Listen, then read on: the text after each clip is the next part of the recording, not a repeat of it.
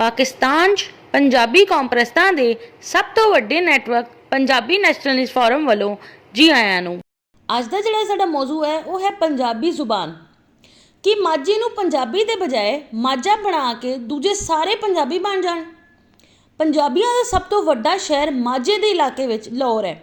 ਮਾਝੇ ਦੇ ਪੰਜਾਬੀ ਦਾ ਮਸਲਾ ਇਹ ਆ ਕਿ ਪੰਜਾਬੀ ਦੇ ਬਜਾਏ ਮਾਝਾ ਪੰਜਾਬੀਆਂ ਨਾਲ ਵੀ ਉਰਦੂ ਹੀ ਬੋਲਦਾ ਹੈ। ਆਪਣੇ ਆਪ ਨੂੰ ਪੰਜਾਬੀ ਕੌਮ ਦੀ ਬੁਨਿਆਦ 'ਤੇ ਇਕੱਠਾ ਕਰਨ ਦੇ ਬਜਾਏ ਮਾਝਾ ਆਪਣੇ ਆਪ ਨੂੰ ਬਰਾਦਰੀਆਂ ਵਿੱਚ ਵੰਡੀ ਬੈਠਾ ਹੈ। ਆਪਣੇ ਆਪ ਨੂੰ ਪੰਜਾਬੀ ਅਖਵਾਉਣ ਦੇ ਬਜਾਏ ਮਾਝਾ ਆਪਣੇ ਆਪ ਨੂੰ ਪਾਕਿਸਤਾਨੀ ਅਖਵਾਉਂਦਾ ਹੈ। ਕਸ਼ਮੀਰ ਵਿੱਚ ਰਹਿਣ ਵਾਲੇ ਪੰਜਾਬੀ ਜ਼ੁਬਾਨ ਦਾ ਲਹਿਜਾ ਪਹਾੜੀ ਬੋਲਦੇ ਨੇ, ਪਰ ਮਾਝਾ ਇਹਨਾਂ ਨੂੰ ਪੰਜਾਬੀ ਨਹੀਂ ਮੰਨਦਾ ਤੇ ਕਸ਼ਮੀਰੀ ਆਖਦਾ ਹੈ।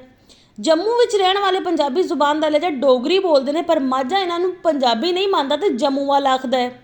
ਪਿੰਡੀ ਵਿੱਚ ਰਹਿਣ ਵਾਲੇ ਪੰਜਾਬੀ ਜ਼ੁਬਾਨ ਦਾ ਲਹਿਜਾ ਪੋਠੋਹਾਰੀ ਬੋਲਦੇ ਨੇ, ਪਰ ਮਾਝਾ ਇਹਨਾਂ ਨੂੰ ਪੰਜਾਬੀ ਨਹੀਂ ਮੰਨਦਾ ਤੇ ਪਿੰਡੀ ਵਾਲਾ ਆਖਦਾ ਹੈ।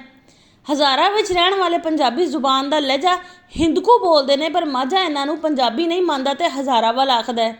ਜਨੂਬੀ ਪੰਜਾਬ ਵਿੱਚ ਰਹਿਣ ਵਾਲੇ ਪੰਜਾਬੀ ਜ਼ੁਬਾਨ ਦਾ ਲਹਿਜਾ ਡੇਰਾਵਾਲੀ, ਮੁਲਤਾਨੀ, ਰਿਆਸਤੀ ਬੋਲਦੇ ਨੇ, ਪਰ ਮਾਝਾ ਇਹਨਾਂ ਨੂੰ ਪੰਜਾਬੀ ਨਹੀਂ ਮੰਨਦਾ ਤੇ ਸਰਾਇਕੀ ਆਖਦਾ ਹੈ।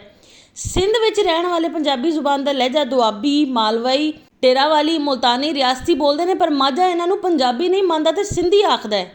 ਕਰਾਚੀ ਵਿੱਚ ਰਹਿਣ ਵਾਲੇ ਪੰਜਾਬੀ ਜ਼ੁਬਾਨ ਦਾ ਲਹਿਜਾ ਪਹਾੜੀ, ਡੋਗਰੀ, ਪੋਠੋਹਾਰੀ, ਹਿੰਦਕੂ, ਡੇਰਾਵਾਲੀ, ਮੁਲਤਾਨੀ, ਰਿਆਸਤੀ, ਦੁਆਬੀ ਤੇ ਮਾਲਵਈ ਬੋਲਦੇ ਨੇ, ਪਰ ਮਾਝਾ ਇਹਨਾਂ ਨੂੰ ਪੰਜਾਬੀ ਨਹੀਂ ਮੰਨਦਾ ਤੇ ਕਰਾਚੀ ਵਾਲੇ ਆਖਦਾ ਹੈ। ਮਾਝਾ ਕਰਨਾ ਕੀ ਚਾਹੁੰਦਾ ਹੈ? ਕਿਉਂ ਨਾ ਮਾਝੇ ਨੂੰ ਪੰਜਾਬੀ ਦੇ ਬਜਾਏ ਮਾਝਾ ਬਣਾ ਦਿੱਤਾ ਜਾਵੇ ਤੇ ਦੂਜੇ ਸਾਰੇ ਪੰਜਾਬੀ ਬਣ ਜਾਣ।